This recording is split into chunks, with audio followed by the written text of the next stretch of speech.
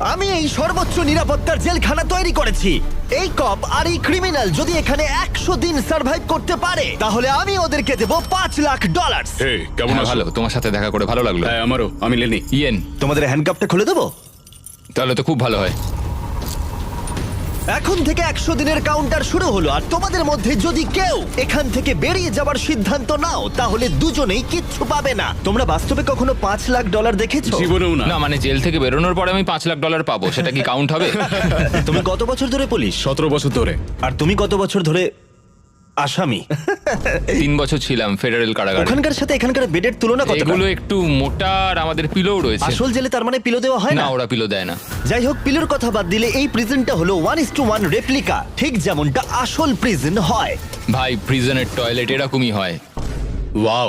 তোমরা দিনে 3 বার খাবার পাবে, প্রতি রাতে একই সময়ে লাইট অফ হবে, আর একই সময়ে প্রতিদিন ঘুম থেকে